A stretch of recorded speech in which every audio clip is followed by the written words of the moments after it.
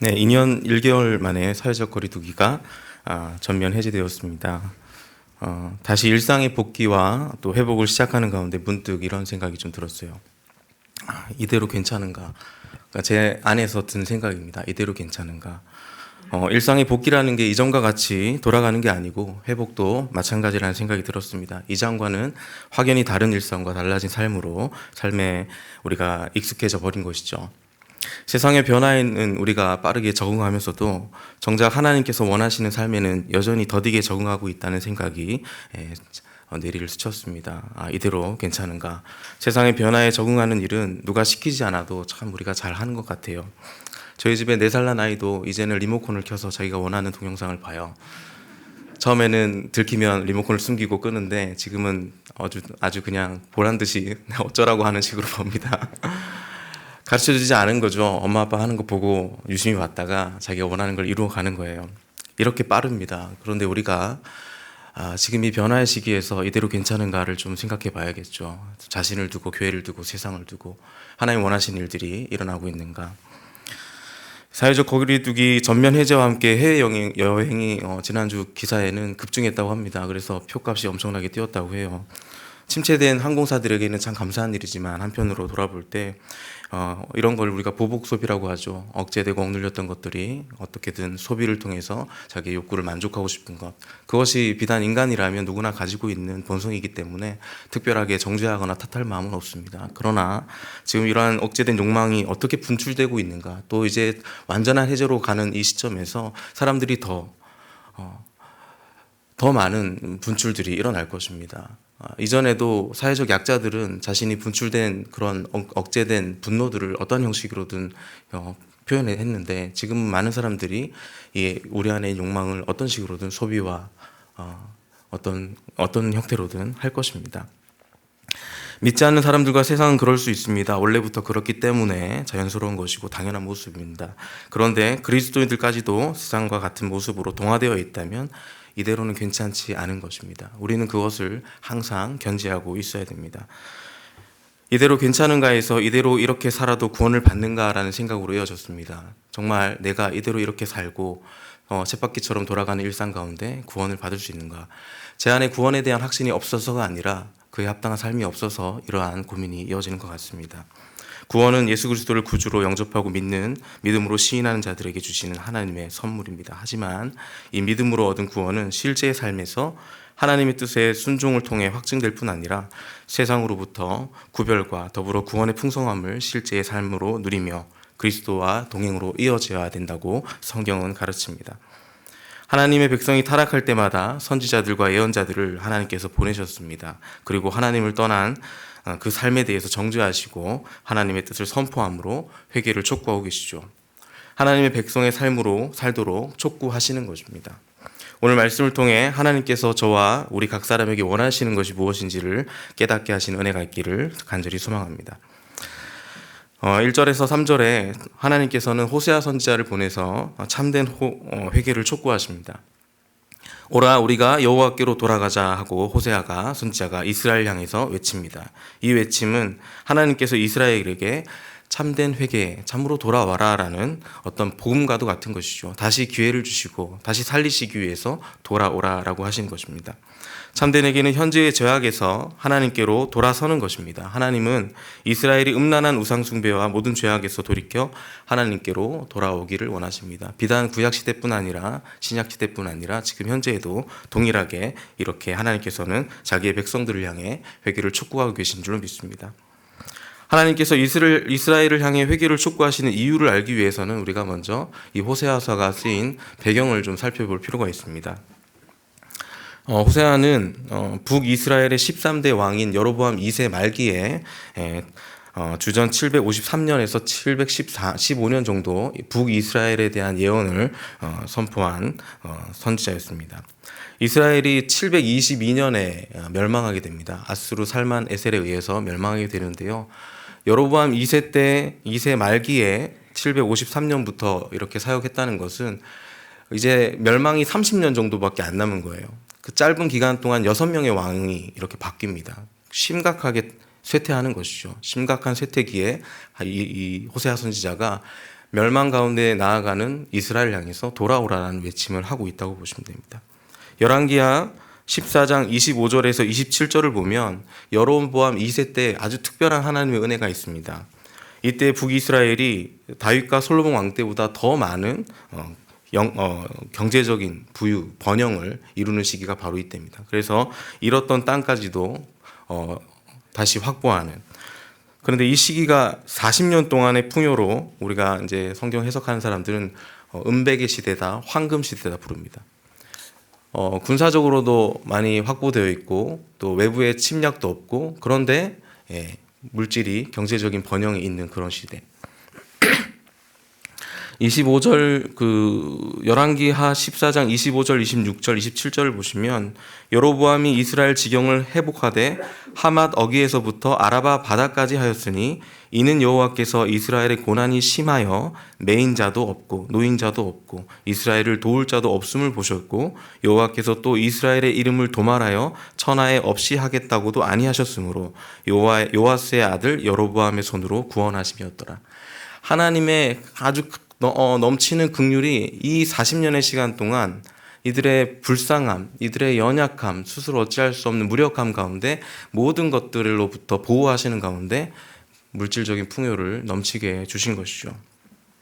그래서 북이스라엘의 유례없는 경제적 번영이 하나님의 이스라엘을 향한 긍휼과 사랑하심 때문에 주어졌습니다. 그런데 경제적 번영으로 인해서 이 황금 시대에 이스라엘은 최악의 시대를 경험합니다. 유례없는 또한 최악의 시대가 이 시대에 있었습니다. 영적인 빈곤의 시대로 영적인 부패와 사회적 종교적 타락으로 하나님을 크게 떠나서 음란하게 되었다라고 호세아 선지자는 하나님의 마음을 선포하고 있습니다. 특별히 1장에서 호세아가 하나님의 명령으로 음란한 여자와 결혼하고 음란한 자식을 낳습니다. 호세아는 하나님을 상징하고 이 음란한 여자는 이스라엘을 상징합니다. 이 결혼이라는 주제를 통해서 하나님께서 우리 이스라엘과 같은 죄인들과 음란한 죄인들과 결혼을 하셨어요. 그런데 은혜로 결혼하심에도 불구하고 다시 음란한 자리로 돌아가 버리는 것이 이스라엘의 모습이라는 거예요. 결혼의 주제로 하나님께서는 이스라엘 백성과의 관계를 다시 말씀해 주시고 내가 너희를 어떻게 사랑하고 있는지에 대해서 말씀해 주시죠. 하나님과의 결혼 관계에서 참 만족과 행복을 누려야 할 이스라엘이 바알과 아세라를 음란히 섬기면서 육체의 만족과 쾌락을 누립니다. 그런데 그 만족이 크면 크지만 그러나 정작 영적인 빈곤으로 인해서 죽어가고 있다는 사실을 그들이 망각하고 있는 것입니다. 신명기 28장 47절 이하의 말씀을 보시면, 특별히 28장 전체와 29장까지 같이 보시면 하나님은 복과 저주의 말씀을 이미 언약 가운데 말씀해 주셨어요. 28장 47절 말씀대로 내가 모든 것이 풍족하여도 기쁨과 즐거운 마음으로 내 하나님을 여호와를 섬기지 아니함을 인하여 저주가 내리고 줄이고 목마르고 헐벗고 모든 것이 핍절한 중에서 여호와께서 보내서 너를 치게 하실 대적을 섬기게 될 것이니, 이렇게 말씀하고 계시죠. 이스라엘이 백성들이 하나님을 떠날 때 이 저주가 이미 예견되어 있는 것이죠. 그럼에도 하나님께서 호세아 선지자를 통해서 하시는 말씀은 다음과 같습니다. 이스라엘이 참으로 회개하고 돌이켜 치유를 받고 다시 사는 것입니다. 이스라엘이 비록 신실하지 못하고 음란하여 하나님을 크게 떠났어도, 모든 죄악으로 부패하였어도 하나님의 신실하심은 변함이 없다는 것을 호세아는 이스라엘을 향해 외치고 있습니다. 1절과 2절의 말씀을 보시면 하나님은 어떤 분이십니까? 치유하시고 살리시는 분이십니다. 하나님의 백성이 하나님을 떠나 범죄할 때는 하나님의 징계가 반드시 있습니다. 그러나 돌이켜 회개하면 하나님은 여호와께서 우리를 찢으셨으나 도로 낫게 하실 것이요 우리를 치셨으나 싸매어 주실 것임이라. 아무것도 묻지 않으시고 어떤 정죄도 하지 않으시며 그 상한 데를, 그 찢어진 곳을 치유하시겠다고 말씀하시는 거예요. 하나님께만 참된 치유가 있습니다. 죄를 지을 동안에는 자기의 욕망과 만족으로 죄책감이 잘 일어나지 않습니다. 반복되는 죄일수록 감각이 무뎌지는 것이죠. 그리고 대담해지는 것입니다. 하나님께서 죄를 깨닫도록 징계하셔도 그때만 잠깐 회개할 뿐이지 다시 원래 자리로 돌아가 같은 죄를 반복하는 것이 인간의 본성입니다. 그런데 하나님께서는 언제든지 참으로 회개하면 하나님께 돌이키면, 죄 때문에 그리고 하나님의 징계로 찢기고 상한 곳이 있다면 치유하시고 회복시켜 주시겠다고 호세아를 통해서 말씀해 주시는 것이죠. 이 말씀을 들을 때 믿음이 필요한 것이죠. 정말 그럴까? 정말 내가 돌아가도 하나님께서 나를 용납하시고 치유하실까? 우리는 이 경계에 항상 서 있을 때가 많아요. 그래서 돌아가는 것을 머뭇거리죠. 그리고 나 혼자만의 일방적인 회개의 기도로 짧게 끝나고 돌아갈 때가 많은 것입니다. 그리고 하나님께서 돌아가면 우리는 살리심을 받습니다. 2절에 여호와께서 이틀 후에 우리를 살리시며 셋째 날에 우리를 일으키시리니 우리가 그의 앞에서 살리라. 이 구절이 특별히 예수 그리스도의 부활을 예표하는 것으로 우리가 해석을 합니다. 이스라엘을 향한 하나님의 살리심은 예수 그리스도의 부활과 같이 영원한 생명을 얻게 하실 뿐 아니라 하나님 앞에 살도록 하시는 것이에요. 또한 이 구절은 참된 회개로 인한 회복이 얼마나 빠른지에 대해서 보여주시는 거예요. 이틀, 3일. 그러면 살리고, 하나님은 이틀 후에 살리고 3일 후에 일으켜 주시고, 그리고 다시 하나님 앞에서 살 수 있도록, 다시 거동하며 힘을 얻어서 생명력을 가지고 살 수 있도록 회복시켜 주시겠다고 말씀하시는 거예요. 복음이죠. 내가 어떻게 하지 않아도 돌이키기만 했는데도 불구하고 살리시고 다시 살아나게 하시고 다시 회복시켜 주신다는 거예요. 우리는 회복에 대한 갈망과 하나님에 대한 어떤 갈증들이 있을 것입니다. 그런데 다른 것을 자꾸 찾을 때가 많은데 분명하게 하나님 말씀하셨어요. 돌이키면 너희가 살리라 라고 말씀하세요. 그리고 반드시 그 회복은 빠릅니다. 참된 회개는 언제나 의식적 회개와 동시에 행위적 돌이킴이 같이 있어야만 하는 것입니다. 하나님이 원하시는 것은 자기 백성이 자기 앞에서 사는 것을 원하세요. 회개만, 치유만 받고 살리심만 받고 또 자기 삶으로 돌아가는 그것을 원하시는 것이 아니라, 이전의 삶으로 돌아가는 걸 원하시는 것이 아니라 하나님 앞에서 사는 자들이 되기를 원하시는 거예요. 하나님의 뜻은 확고합니다. 하나님이 원하시는 것은 분명해요. 그런데 우리가 그것을 항상 잘 모른다는 것이죠. 하나님과의 친밀한 사귐으로 하나님의 뜻을 알고 그 뜻대로 순종하며 살기를 원하세요. 우리가 이걸 모르는 사람이 없습니다. 하나님의 사랑은 자기의 죄를 깨닫고 돌이키는 자를 향해서 머뭇거리지 않습니다. 저 정도는 조금 보류했다가 유예했다가 그런 게 아니에요.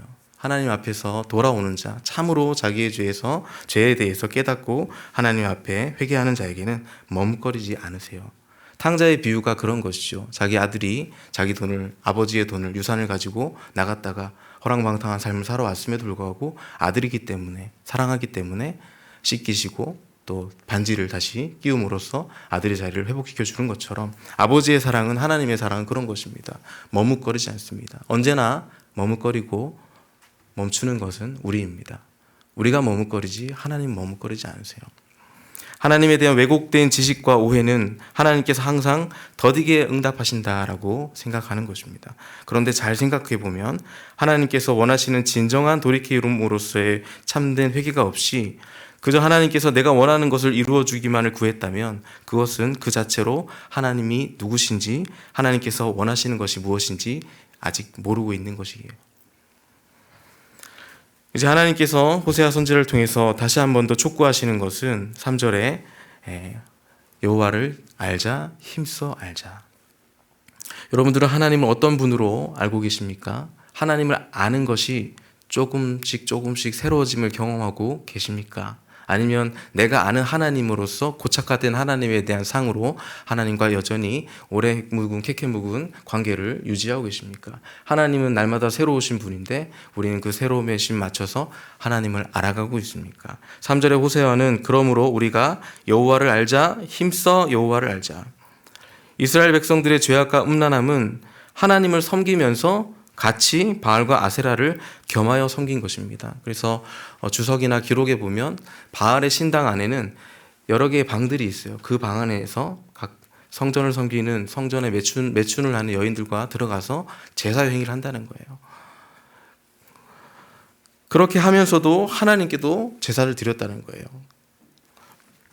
하나님이 누구신지 알았다면 그들이 이러한 죄를 짓지 않았을 것입니다. 이스라엘 백성들이 여호와를 아는 일에는 힘을 쓰지 않았던 것입니다. 힘써라 하는 말에는 온 마음을, 온 성품을 다하여 열심히라는 의미를 갖고 있고, 원어적으로는 추적하다, 뒤따르다라는 뜻이에요. 하나님을 알기 위해서 그 하나님의 행적에 대해서, 말씀에 대해서 추적하고 살펴보고 뒤따라간다라는 의미가 힘써라는 말입니다. 하나님은 적당히 아는 정도로 알 수 있는 분이 아니십니다. 하나님을 아는 일에 어느 정도 힘을 쓰고 계십니까? 아이들은 참 순수해요. 순수한 욕망을 아이들에게 볼 때마다 저의 가정사 속에서는 제가 그것을 항상 이렇게 입을 꼭 닫고 말을 안 하고, 너무 원하는 것이 있으면 그냥 혼자 울어버렸어요. 근데 제 아들을 보니까 끊임없이 말을 하는 거예요. 끊임없이 달라고 하고, 끊임없이 이거 해달라고 그러고, 어젯밤에도 그렇게 하다가 더 이상 말하지 않겠습니다. 그래서 근데 또 부럽더라고요. 너무 부럽더라고요. 나는 그렇게 못했는데 너는 참 좋겠다. 순수한 욕망체죠, 아이들은. 근데 우리도 같아요. 우리가 그것을 덮고 감추고, 우리는 그것을 안 보여주는 능력을 갖추는 그런 어른이 되었기 때문에 우리가 힘쓰는 영역들이 있을 거예요. 우리 마음에서 추구하는 방향들이 있습니다. 힘의 방향들이 어디로 흘러가고 있습니까? 하나님께로 가고 있는지를 돌아봐야 되죠. 이대로 괜찮지가 않은 것이죠. 그래서 부모의 입장에서 자녀가 안타까운 것입니다. 하나님은 어떠실까요? 우리에게 주신 영적인 능력과 생명들이 이미 우리 안에 주어졌는데, 우리는 그것을 아직 사용할 방법을 모른 채 여전히 우리가 사용하는 힘으로만 이 세상을 살아가요. 그러니까 힘들 수밖에 없죠. 성도가 사는 방식이 다른데. 그래서 하나님의 안타까움이 여기에 있는 것입니다. 그래서 여호와를 알자, 힘써 알자, 그렇게 말씀하십니다. 아는 자가 살아난다고 말씀하시는 거예요. 그래서 아이들이 특정한 시기에, 그 연령대들이 다 비슷해요. 특정한 시기에 한 5세, 6세 되면 아이들이 공룡의 이름을 다 알아요. 아무나 붙잡고 물어보면 공룡의 이름들 다 나옵니다. 그러면서 단계적으로 그 캐릭터들, 만화 캐릭터들 다 나옵니다. 이스라엘이 하나님을 사랑하지 않았다는 것이, 하나님을 아는 일에 힘쓰지 않고 자기들이 알고 싶은 대로 하고 싶은 대로 하나님을 섬기고 이방인 신들과 하나님을 동일시했다는 것이 하나님께는 참 모욕적인 것이죠. 하나님 참 모욕적인 것이죠. 저 살아 움직이지 못하는 것들에게서 온몸을 바쳐서, 정말로 육체도 바치고 마음도 바치고 거기서 쾌락을 누리고 있습니다. 호세아가 말하는 하나님은 어떤 분이십니까? 그의 나타나심은 새벽빛과 같이 어김이 없다, 변함이 없다, 이렇게 말씀하세요. 우리가 밤이 지나면 아침이 오는 것을 우리는 알고 있지 않습니까? 오늘 밤 지나면 아침이 온다. 너무나 당연한 건데, 새벽 해 뜨기 전에 가장 어둡다고 합니다. 그런데 우리가 그 새벽에 일어나서 오늘 해가 안 뜨면 안 되는데, 이런 생각을 하지 않잖아요. 또 해가 뜰 것임을 알고 하루를 시작합니다. 하나님은 이렇게 어김없이 그 자리에서 새벽빛같이 날마다 신실하게, 하나님이 신실하게 우리에게 베푸신 은혜가 여전히 동일하게 어제와 오늘과 과거와 현재와 미래 속에 주어지고 있는데도 불구하고, 우리는 하나님을 아는 일에 조금도 우리의 마음과 우리의 힘을 쓰지 않는다면 구원을 받은 자로서의 마땅한 하나님에 대한 사랑을 보이지 않는 것이라 할 수 있어요. 이처럼 하나님의 성실하심과 신실하심, 그리고 하나님의 존재의 거룩함과 신적 능력의 완전함은 변함이 없습니다. 구약 때에 홍해를 가르시고 그 강대국을 이기셨던 하나님이 지금도 동일하게 우리와 교제하기 원하시고, 우리에게 그리스도를 통해서 더 큰 능력으로 사망의 권세를 이기신 가운데 우리 가운데 함께 계세요. 그런데 우리는 우리의 지식을 아직도 의지하고 있습니다. 내 경험, 내 생각, 지난날의 내 신앙의 경험과 체험이 아직까지 그것이 전부인 채로 살아가는 사람들이 여전히 많이 있습니다. 내 생각과 느낌과 감정과 기분에 치우치고 상황과 환경에 의해서 이게 하나님 뜻인가? 상황이 이렇게 돌아가니까 왜곡된 정보로 하나님을 이해하려고 한다는 것입니다. 우리가 얼마나 하나님을 잘 모르면서 하나님에 대해서 아는 체하고 있는지는 아는지 생각해 봐야겠죠. 이어서 하나님은 비와 같이 땅을 적시시는 늦은 비와 같이 우리에게 임하시리라 라는 말씀으로 알려주고 있습니다. 팔레스타인 땅에는 이른 비와 늦은 비가 내린다고 합니다. 10월 초부터 6월 말 사이에 겨울비가 내리고 추수하기 전인 3월에서 4월 중에 내리는 봄비가 있습니다. 이 비가 늦은 비인데, 이때 늦은 비가 내려야만 추수가 잘 되겠죠. 마른 땅에 비를 내리셔서 만물을 소성케 하여 풍요를 주시듯이 하나님을 힘써 아는 자들에게 하나님께서 이와 같이 임하시겠다라고 말씀해 주세요. 아는 자들에게. 그러나 이것이 지식적 알을 추구하는 것이 아닙니다. 분명히 우리가 바른 지식을 알아야 되겠지만 또한 이 지식은 관계적이고 체험적이며 살아있는 것입니다. 이스라엘의 영적인 빈곤은 하나님을 알려고 하지 않은 데서 있습니다. 요한계시록 말씀에 누구든지 내 음성을 듣고 문을 열면 그는 나로 더불어 먹고 나와 함께 살리라, 이렇게 말씀하시죠. 하나님을 힘써 알기를 시작할 때 비로소 우리는 영적인 빈곤에서 벗어날 것입니다. 영적인 풍요를 누리고 하나님이 주신 영적 풍요가 무엇인지 비로소 우리가 전인격을 통해서 아는 경험을 하게 될 것입니다.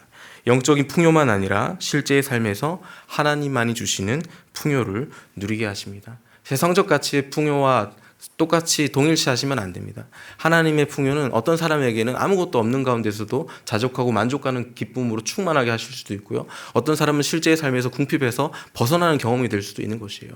하나님은 각 사람의 필요를 아시고 각 사람이 원하는 마음속에 하나님과의 관계에서 그것을 채워주시길 원하시는 분이시죠. 그 하나님을 알라, 힘써 알라라고 우리에게 촉구하고 있는 것입니다. 그런데 이렇게 하나님께서는 호세아를 통해서 너무나도 오히려 더 간절하게 이스라엘의 회개를 촉구하고 있습니다. 하나님을 힘써 알자는 초대를 하고 계시는데 4절에서 6절은 참된 회개가 없는 이스라엘을 향해서 하나님께서 탄식하고 계시는 거예요. 탄식하고. 하나님의 그런 초대의 반응이 거짓 회개였습니다. 거짓 회개. 하나님은 이스라엘의 회개 없음으로 인해서 이렇게 말씀하시죠. 에브라임아, 유다야, 내가 내게 어떻게 하랴? 내가 이 이상 더 어떻게 하랴는 거예요. 하나님은 포기하지 않으시는데 이 하나님 포기하지 않는 하나님에 대한 영적인 반응이 일어나지 않는 유다와 이스라엘을 향해서, 에브라임을 향해서 내가 더 어떻게 하랴라는 것이에요. 돌아오기만 하면 되는데, 돌아오기만 하면 되는데 그게 안 된다는 거예요. 그게 우리의 실존이고 죄 아래서 우리가 죄에 노예된 상태로 너무나 오랜 시간 동안 살아있는 우리의 본성이기 때문에 우리의 힘으로는 또 안 되는 것이죠. 그럼에도 불구하고 하나님께서 지적하시는 것은 그들의 마음으로부터 하나님께 돌아오고자 하지 않았다는 거예요. 회개는 하였습니다. 입술로, 행위로도 하였습니다. 그러나 그 회개의 진정함이, 하나님께서 원하시는 그 진실함이 없었다는 거예요. 그래서 이어지는 말씀 속에서 이렇게 말씀하시죠. 4절 말씀에 내가 어떻게 하랴? 너희의 인애가 아침 구름이나 쉬 없어지는 이슬 같도다. 인애가 무엇입니까? 인애는 우리가 잘 아는 대로 헤세드라는 말이죠. 우리가 그냥 말하는 대로 생각해 보면 이 헤세드는 보통 이렇게 해석됩니다. 하나님께서 자기의 백성을 향해 한결같이 보이시는 변함없는 자비와 긍휼의 사랑. 저는 이렇게 해석을 합니다. 하나님께서 자기의 백성을 향해 한결같이 보이시는 변함없는 자비와 긍휼의 사랑입니다. 변함이 없으세요. 여전히 하나님은 우리에 대해서 불쌍함을 갖고 계세요. 그러면서도 우리에 대한 변함없는 사랑으로 우리 곁에서 계시기 때문에 이 구원이 이루어질 수가 있는 것이죠. 우리는 얼마나 불성실하고 불신실합니까? 그러나 하나님은 신실하심, 변함없으심 때문에 우리가 지금 호흡하고 살아있는 것입니다. 하나님께서 이스라엘 백성들에게서 보고 싶으셨던 것은 인애입니다. 하나님을 향한 사랑만이 아니라 이웃을 향한 자비와 긍휼의 사랑이 흘러가기를 원하셨던 거예요. 오늘날 우리가 하나님의 사랑을 갈구하고 위로와 채용을 받고 싶은 만큼 나는 하나님을 사랑하고 있는지를 우리는 생각해 봐야 합니다. 또 여기서 멈추지 않고 예수님께서 말씀하시고 성경 전체가 말하고 있는 타인과 이웃을 향한 긍휼과 자비와 사랑을 행하고 있는가? 하나님의 탄식은 오늘날 모든 성도를 향해서도 있습니다. 여로보암 2세 때 이스라엘은 마치 1만 달란트 빚진 자와 같이 스스로 취할 수 없는 놀라운 번영을 하나님의 은혜로 누렸지만 정작 그 부유함에 취해서 부유한 자는 더 부유해지려고 하고 부정과 부패를 일삼고 가난한 자를 착취했습니다. 종교 지도자들은 더욱 부패하여 하나님을 위한 제사만 아니라 우상의 제사도 같이 드리도록 장려하였습니다. 그래서 음란이라는 게 뭘까요? 음란은 우리가 육적으로 다른 사람과 간음하고 성적인 쾌락을 추구하는 것이 음란이겠지만 특별히 하나님과의 관계에서는 우상을 겸하여 섬기면서 하나님을 사랑한다고 예배하는 것이에요. 하나님은 인애로서 음란한 여인인 이스라엘과 결혼을 하셨습니다. 음란한 여자가 아이 셋을 낳고도 어떻게 합니까? 남편의 사랑에 만족하지 못하고 다시 음란한 곳으로 돌아가 버렸습니다. 그런데 하나님께서 어떻게 하십니까? 하나님의 신실하시고 인애가 넘치는 하나님께서 다시 거금을 들여서 그 여자를 본래의 자리로 데려오십니다. 이것이 호세아 속에 나타난 하나님의 사랑 방식이에요. 그리고 우리의 모습이기도 하고요. 거짓 회개를 일삼는 자들은 언제나 스스로 자기를 기만하고 속입니다. 머리로만 감정으로만 회개하고 돌이킬 것처럼 마음을 먹지만 정작 자기 삶에서 어떤 것도 바꾸지 않고 변화가 일어나지 않습니다. 그래서 이런 사람에게는 답이 없습니다. 하나님의 말씀에 순종하지 않고 다른 답을 줄 수가 없어요. 이미 하나님의 뜻이 주어졌음에도 행하지 않으므로 하나님의 인애 안으로 들어가지 못하는 거예요. 이런 사람에게는 하나님께서 이스라엘에게 하시듯이 내가 내게 어떻게 하랴라고 또 말씀하시는 것이죠. 안타까운 사람들이 많이 있습니다. 우리가 볼 때 신앙생활을 오래 하고 이제는 좀 돌아올 때가 되었는데도 불구하고 여전히 마음이 굳어진 상태로 도리어 하나님께 책임을 묻고 하나님의 사랑이 없다. 내가 원하는 건 이런 것인데 라면서 어린아이처럼 불평하는 신앙의 사람들이 여전히 있습니다. 하나님의 인애는 그렇지 않습니다. 5절 말씀을 보시면 하나님은 그럼에도 징계하시고 심판하십니다. 거짓 회개의 결말은 하나님께 심판을 당하는 것입니다. 5절에 그러므로 내가 선지자들로 그들을 치고 내 입의 말로 그들을 죽였으니 내 심판은 빛처럼 나오느니라. 신명기 28장은 자기 백성이 순종과 불순종에 따른 복과 저주의 내용을 다루고 있습니다. 하나님의 백성은 하나님 앞에서 하는 모든 행위와 말들의 결과가 있다는 사실을 항상 기억해야 돼요. 그리스도인이라고 성도라고 예외가 아니라는 거예요. 더 많은 책임과 더 많은 의무가 있는 것이죠. 그러나 그것은 사랑의 의무이고 하나님과의 사랑의 관계의 책임인 것이죠. 이 말씀은 하나님 안에 있는 하나님의 백성들에게만 우리가 해당되고 적용되는 말씀입니다. 하나님이 신실하신 것처럼 하나님의 말씀도 동일해요. 구약에 오래전에 쓰였다고 해서 그것이 하나님의 말씀이 아닌 것이 아니고 지나간 것이 아니에요. 내 심판이 빛처럼 나온다는 것은 하나님 앞에 어떤 죄도 숨겨질 수 없다라는 거예요. 모든 심판이 그 빛 앞에 반드시 드러납니다. 우리가 뉴스를 통해서 다른 어떤 사람들의 잘못들이 발견되고 법정으로 가는 것을 볼 때 역시 뭐라고 하죠? 죄짓고 못 사는 거죠. 우리의 숨겨진 죄에 대해서 세상도 이런 것들을 발견하는데 하나님은 어떻게 하시겠습니까? 하나님께서는 우리의 중심과 숨은 의도를 이미 다 알고 계십니다. 그럼에도 거짓 회개로 하나님께 나아간다면 영적인 죽음의 상태와 빈곤의 상태를 벗어날 수가 없습니다. 이제 하나님께서 마지막 6절의 말씀을 하시면서 참된 회개는 현재의 죄악에서 하나님께로 돌아서는 것입니다. 현재의 죄에서 돌아서는 것은 제가 볼 때는 소극적인 거예요. 그런데 적극적인 건 뭡니까? 보다 능동적인 건 뭐예요? 하나님이 원하시는 인애와 하나님을 아는 것으로 돌아가는 것입니다. 행위를 멈추고 안 하는 것은 우리가 어느 정도 할 수 있는 범주라고 생각할 수 있지만 더 나아가서 보다 적극적으로 인애를 행하고 하나님을 아는 것은 사랑에서 나와야 되는 것이죠. 6절 말씀에 하나님께서 원한다는 말씀을 3번 하세요. 나는 원하고 원하지 아니하고 원하노라 이렇게 말씀하시죠. 우리는 언제나 하나님의 뜻을 알고 싶어 합니다. 하나님의 뜻이 뭘까? 성경을 옆에 놔두고 하나님 알고 싶은 게 뭘까? 알고 싶어요. 성경을 읽지만 잘 발견하지 못할 때가 많은데 오늘은 분명히 6절에 나 원한다라고 말씀하세요. 나 이거 원해. 분명하게 말씀하셨습니다. 분명하게 나는 정말 이거 원해. 내가 원하지 않는 것은 이거고 원하는 건 이거야. 이렇게 하나님께서는 항상 자기를 우리가 생각지 못한 방식으로 선명하게 알려주셨어요. 그런데 하나님이 날 향한 뜻이 뭔지 아직도 모르시고 계시다면 성경을 제대로 안 읽었거나 착각에 빠져 계실 수 있는 거죠. 여로보암 2세 시대에 아모스 선지자가 있습니다. 그 아모스 선지자는 그 시대를 살았어요. 하나님께서 이스라엘의 제사를 거부하시는 내용이 아모스 5장 21절에서 24절에 말씀하고 계세요. 내가 너희 절기를 미워하며 멸시하며 너희 성회들을 기뻐하지 아니하나니 너희가 내게 번제나 소제를 드릴지라도 내가 받지 아니할 것이요 너희의 살찐 희생의 화목제도 내가 돌아보지 아니하리라. 내 노래소리를 내 앞에서 그칠지어다 내 비파소리도 내가 듣지 아니하리라. 오직 정의를 물같이 공의를 마르지 않는 강같이 흐르게 할지어다. 당시 이스라엘 백성들이 제사를 소홀히 하지 않았습니다. 엄청난 물량으로 가장 좋은 것들을 선별해서 그리고 찬양대를 세워서 정말 호화롭게 하나님 앞에 드렸어요. 그런데 하나님 거부하시는 거예요. 그게 아니라는 거예요. 모두 거절하시고 그 안에는 하나님에 대한 사랑도 없고 종교적 열심만, 종교적 의식만, 그들 자신을 위한 예배만 가득했기 때문입니다. 예배에 열심을 내는 만큼 하나님의 백성으로서의 삶에도 열심을 내야 합니다. 이스라엘은 종교적 열심, 종교 의식에는 열심을 내었지만 하나님과 우상의 제사를 같이 드리면서 망하게 되는 것입니다. 우리가 열심을 내는 곳에 그곳에 우리의 마음이 있죠. 내가 원하면 그곳으로 갑니다. 내가 좋아하면 그 일을 행합니다. 그런데 하나님은 다른 것과 겸하여 섬기는 것을 음란하다고 말씀하시며 그것을 싫어하십니다.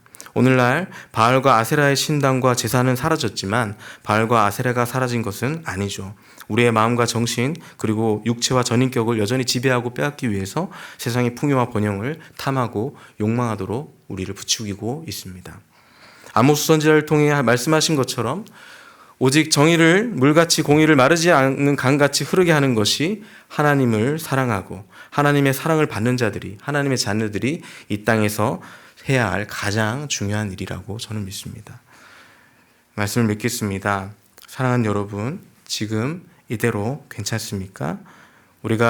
오늘 우리가 사는 시대가 여로보암 때와 호세아 때의 이스라엘과 별반 다르지 않다고 저는 생각해요. 호세아 4장 6절에 분명하게 말씀하십니다. 내 백성이 지식이 없으므로 망하는도다 라고 말씀하세요. 하나님에 대한 바른 지식, 하나님의 말씀, 율법 다 버렸습니다. 그래서 이스라엘이 망해버립니다. 제사장들을 책망하면서 그렇게 말씀하셨습니다. 오늘 말씀으로 우리의 죄악된 실체를 드러내시고 거짓 회개와 음란함을 책망하시는 하나님의 인애를 따라 참된 회개로 하나님께 돌아가는 은혜가 있기를 소망합니다. 하나님께서 호세아를 통해 오라 우리가 여호와께로 돌아가자고 하신 것처럼 이스라엘에게 말씀하신 것처럼 나에게도 말씀하신 줄로 믿고 여호와께로 돌아가 치유와 살리심을 얻고 여호와 앞에서 여호와의 신실하심과 같이 신실한 삶을 회복하는 거룩한 백성의 삶이 회복되시기를 주님의 이름으로 축원드립니다. 이 시간 우리 다 함께 마음으로 드리는 기도 함께 하시겠습니다. 주신 말씀을 생각하면서 우리가 익숙한 본문이고 들었던 말씀일지라도 이 속에서 나에게 말씀하시는 하나님의 말씀, 그 찔림이 일어났으면 좋겠습니다. 그래야 산다라고 말씀하시는데 우리 살아야 되지 않겠습니까? 정말 살아나는 일들이 서로를 초대하는 가운데, 서로를 부추기는 가운데 여호와께 돌아가자는 일들을 통해서 일어나시기를 우리가 함께 바라면서 이 시간 함께 기도하겠습니다.